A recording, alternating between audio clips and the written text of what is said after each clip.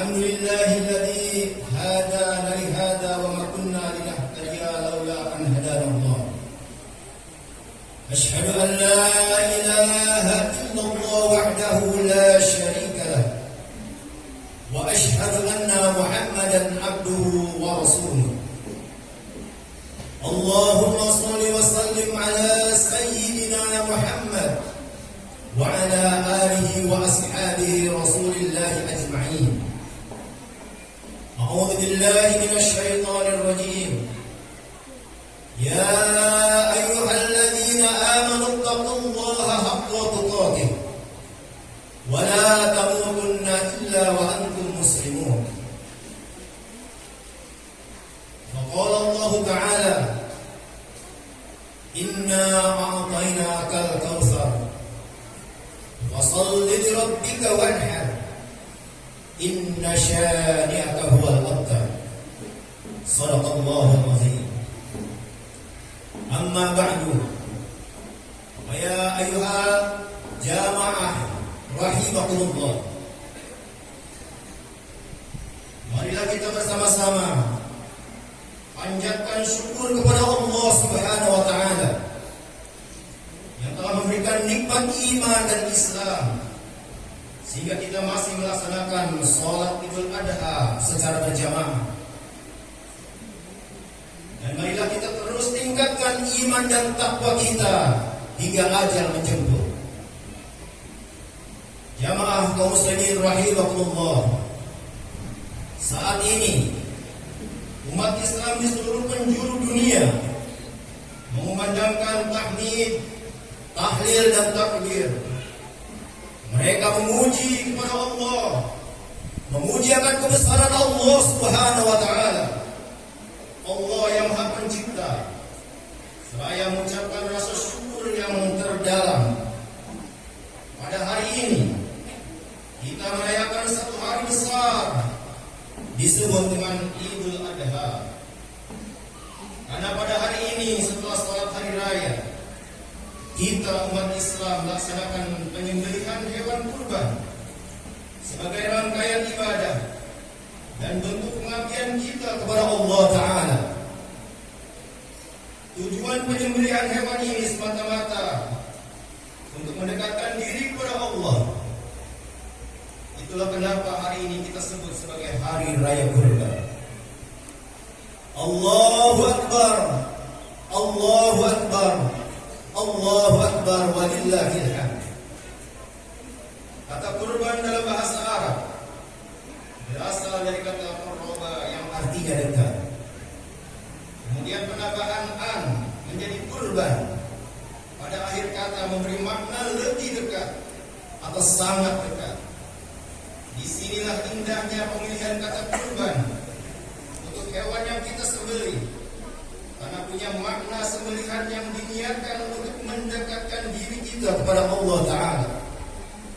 Maka tidak berlebihan kalau hari berkurban ini kita juga merayakan hari kedekatan kita kepada Allah Ta'ala.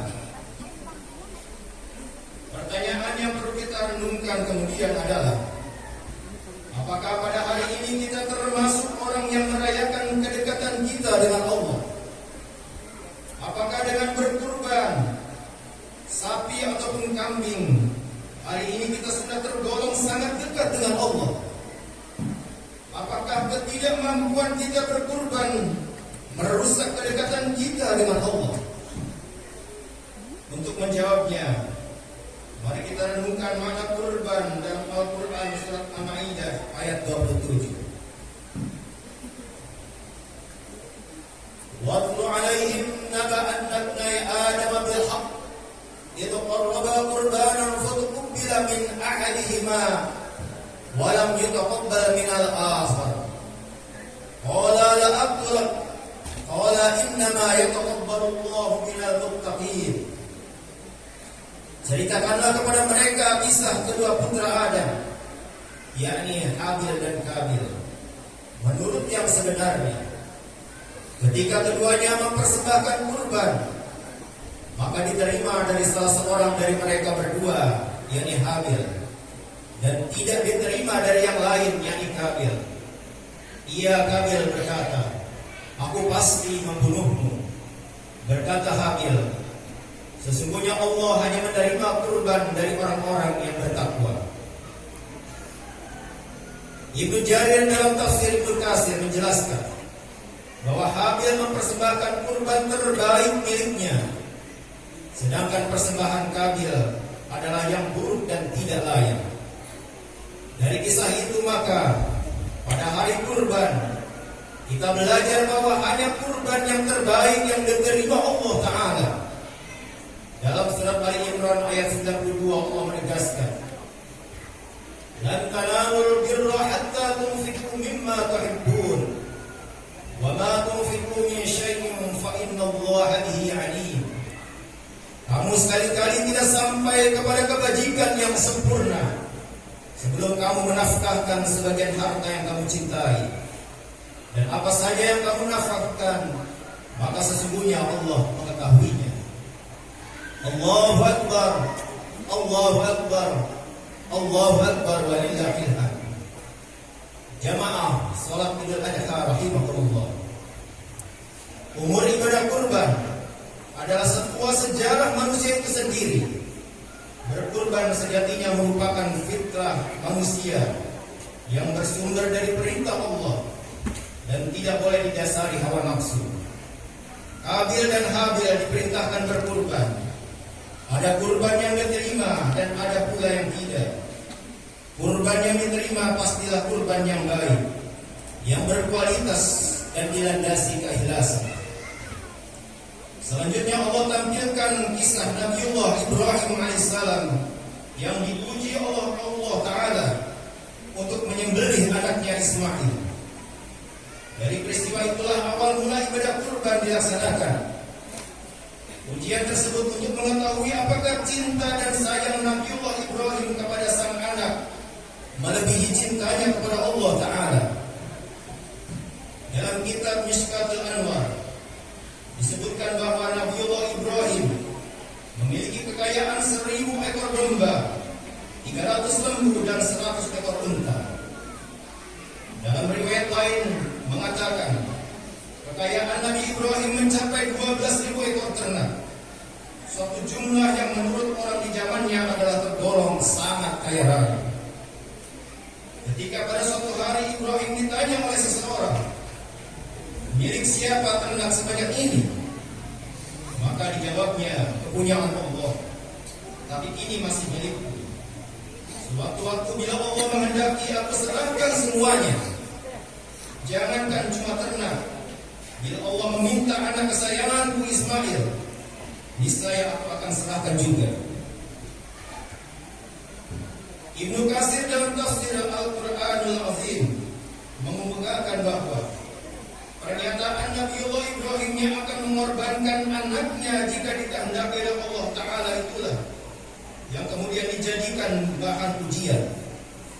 Yaitu Allah menguji iman dan takwa Nabiullah Ibrahim melalui mimpinya yang hak, agar ia mengorbankan putranya Ismail, anaknya yang elok rupawan, sehat lagi cekatan, supaya dikorbankan dan disembelih. Perintah penyembelihan ini diterima Nabiullah Ibrahim semenjak tanggal 8, 9 dan 10 Zulhijjah lewat mimpinya. Kemudian dengan berat hati Nabiullah Ibrahim menyampaikan kepada putranya, sebagaimana disebutkan dalam Al-Quran tentang hal ini, bahwa Allah Subhanahu wa Ta'ala berfirman dalam Al-Quran surat As-Saffat ayat 102.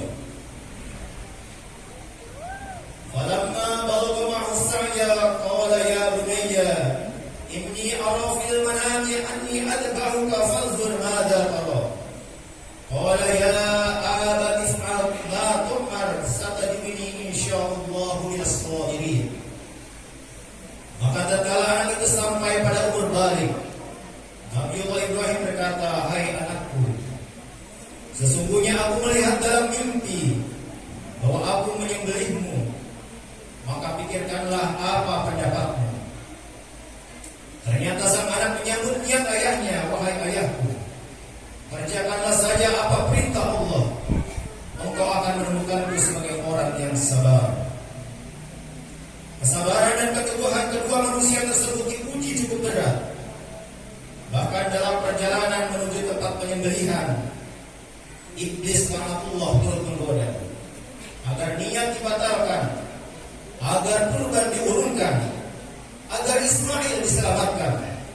Karena perintah kurban tidak rasional, karena ibadah kurban tidak humanis dan melanggar hak asasi manusia. Namun niat keduanya atas izin Allah justru semakin kuat, semakin yakin akan kebesaran Allah, semakin yakin akan keadilan Allah. Anak hanya ketipan, hidup hanya sementara. Maka iblis menggoda pun dilempar batu, bukan hanya sekali tapi 3 kali. Kejadian monumental ini dikenang dan diabadikan sebagai ibadah lempar jumroh ketika kita ibadah haji. Dengan lemparan 3 kali, ula, wusta dan akoba.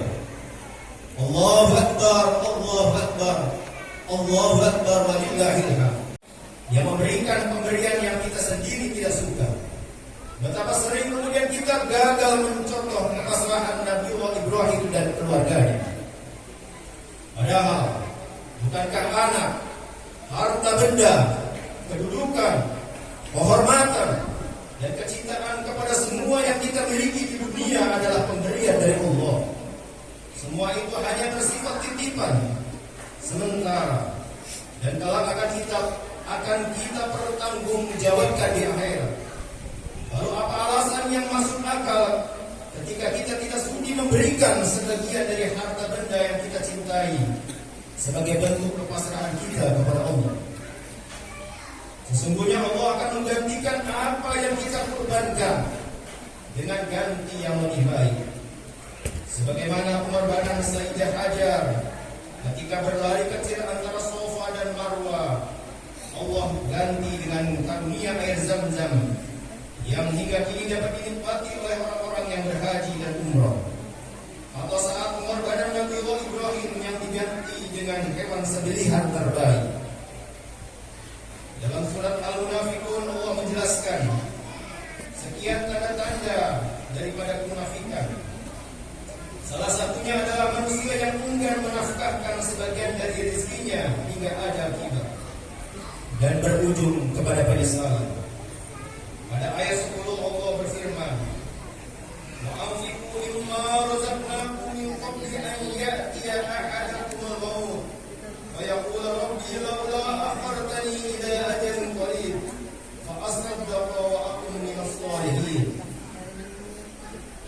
Dan belanjakanlah sebagian dari apa yang telah kami berikan kepadamu sebelum datang kematian kepada salah seorang di antara kamu, dan ia berkata, "Ya Allah, mengapa engkau tidak menangguhkan kematianku sampai waktu yang dekat, yang menyebabkan aku dapat bersedekah dan aku termasuk orang-orang yang soleh?" Maka tidak ada alasan apapun yang tepat ketika kita masih berani menunda-nunda mengeluarkan sebagian rezeki dari Allah, padahal kita tidak pernah tahu kapan ajal akan menjemput. Allahu Akbar, Allahu Akbar, Allahu Akbar walillahil hamd. Setidaknya terdapat 3 dampak sosial yang bisa kita ambil dari perintah berkurban. Pertama, mendidik umat Islam agar mempunyai rasa kasih sayang terhadap sesama manusia. Kasih sayang terhadap sesama merupakan perwujudan dari rasa cinta kepada Allah. Kedua, mendidik umat Islam mempunyai rasa kepedulian sosial tinggi. Dengan berkurban, kita menjadi tahu bahwa setiap orang berhak mengkonsumsi makanan bergizi, namun tidak semuanya mampu menikmatinya setiap waktu. Selain itu, keikhlasan dalam berkurban dapat membuang sifat egois dan sikap individualis yang menjangkiti hati kita, sehingga tumbuh rasa saling memperhatikan terhadap sesama manusia. Yang ketiga, perintah berkurban dapat mengembalikan kesadaran kita bahwa pada hakikatnya manusia memiliki derajat yang sama di hadapan Allah Ta'ala. Yang jadi pembeda antara manusia yang satu dengan lainnya hanyalah pada nilai ketakwaan. Oleh karena itu, kita tidak boleh merasa sombong, meremehkan atau menghina manusia lain. karena perbedaan status sosial ekonominya. Allahu Akbar, Allahu Akbar, Allahu Akbar, walillahil hamd. Dengan berkurban, kita diajarkan agar selalu memberikan sumbangsi terbaik kepada keluarga, kepada bangsa, negara dan agama dan masyarakat luas. Hal ini merupakan konsekuensi wujud kedekatan kita dengan Allah. Konsekuensi bila kita merasa selalu dilihat oleh Allah. Konsekuensi karena kita sebagai hamba Allah yang diberi amanah sebagai Khalifatullah di muka bumi. Mari dengan momentum Hari Raya Kurban ini, kita semua berpikir untuk berkurban, selalu memberikan yang terbaik dengan mengharapkan ridho dan pahala dari Allah semata. Sebagaimana Habil, Nabiullah Ibrahim, Ismail dan Sayyidah Hajar pada kisah di atas. Maka kita akan menjadi orang yang bahagia, tidak ada keluh kesah dalam kehidupan, menjadi hamba yang abdan syakuran. A'udzubillahi minasyaitonir rajim. Wal 'asr. Innal insana lafi khusr illa alladziina aamanu wa 'amilus shalihaat wa tawassaw bil haqq wa tawassaw bis sabr. Ja'alallahu wa iyyakum minal ibadil muttaqin wa adkhalana wa iyyakum fi zumrati ibadis shalihin. Aqulu qawli hadza fastaghfiru li wa lakum wa li walidayya wa lisa'iril muslimin wal muslimat fastaghfiru innahu huwal ghafurur rahim. محمد النبي الأمي وعلى آله وصحبه أجمعين والحمد لله رب العالمين. الله أكبر، الله أكبر، الله أكبر، الله أكبر، الله أكبر، الله أكبر، الله أكبر، الله أكبر، ولله الحمد. الحمد لله رب العالمين، والصلاة والسلام على سيدنا محمد وعلى آله وأصحابه الطيبين الطاهرين، وأشهد أن لا إله إلا الله وحده لا شريك له، وأشهد أن سيدنا محمد عبده ورسوله. وقال الله تعالى: إن الله وملائكته يصلون على النبي يا أيها الذين آمنوا صلوا عليه وسلموا تسليما. اللهم صل وسلم على سيدنا محمد وعلى آله وأصحابه أجمعين وعن التابعين والتابعين والتابعين ومن تبعهم بإحسان إلى يوم الدين. أما بعد فيا عباد الله اتقوا الله. Jamaah salat Idul Adha rahimakumullah. Perayaan kurban hari ini sejatinya adalah perayaan kedekatan diri kita kepada Allah. Kedekatan ini diukur dengan seberapa besar kesungguhan kita menghadirkan pemberian terbaik pada aspek kehidupan kita. Baik kehidupan, baik ibadah mahdoh kepada Allah, seperti sholat, puasa, atau ibadah yang mempunyai dimensi kemanusiaan seperti zakat, sedekah, kurban, tenaga, pemikiran dan lain sebagainya. Semua ditujukan lillahi ta'ala. Inna salati wa nusuki wa mahyaya wa mamati lillahi rabbil alamin. Jika kita sudah dekat dengan Allah, maka apalagi yang kita perlukan dalam kehidupan? Bukankah Allah sang pemberi rezeki kepada kita berjanji akan melipat gandakan pemberian yang kita berikan, bahkan dari jalan yang tidak disangka-sangka. Lebih baik dari itu, bukan hanya rezeki di bumi yang Allah berikan, rezeki langit pun dibukakan untuk kita. Maha besar Allah yang maha pengasih lagi maha penyayang. Allahu Akbar, Allahu Akbar, walillahil hamd.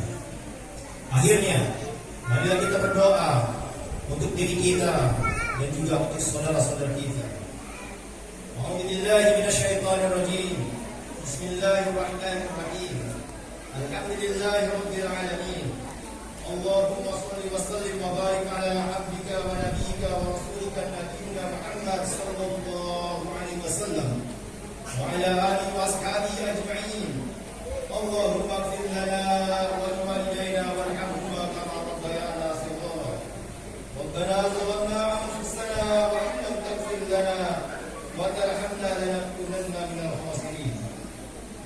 Ya Allah, Ya Afu, Ya Ghafar, Ya Karim, ampunilah kesalahan dan kehilafan kami, kesalahan kehilafan orang tua kami, keluarga kami, saudara-saudara kami, guru-guru kami, kaum muslimin muslimat, mukminin mukminat, baik yang masih hidup maupun yang telah meninggal mendahului kami.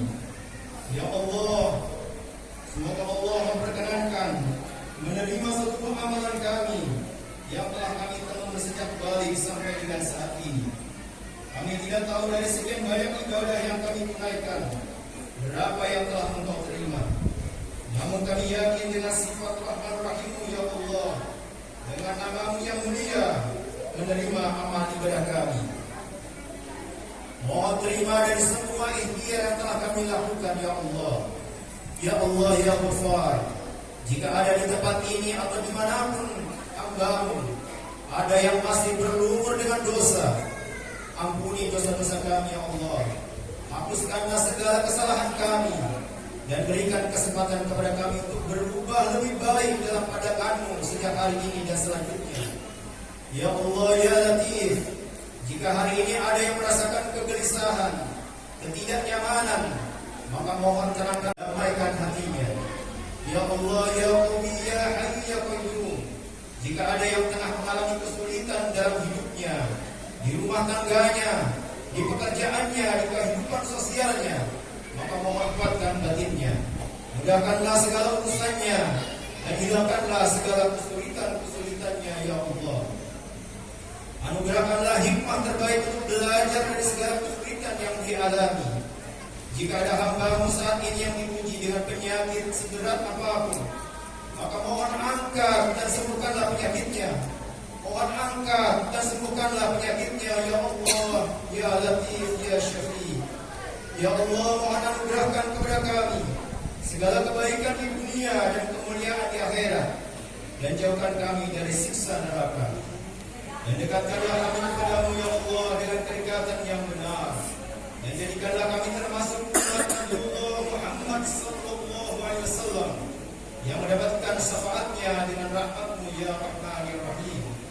Ya Allah, Ya Hayy, Ya Qayyum, bangkitkanlah umat Islam di seluruh dunia. Jauhkanlah kami dari perpecahan, satukanlah kami dalam keindahan dan kebaikan. Ya Allah, jaga negeri kami Indonesia.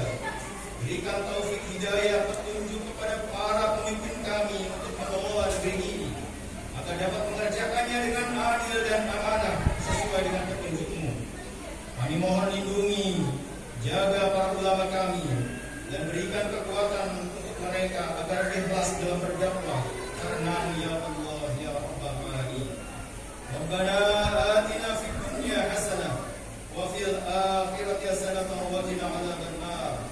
Subhana rabbika rabbil izzati amma yasifun wa salamun 'alal mursalin walhamdulillahi rabbil alamin. Assalamualaikum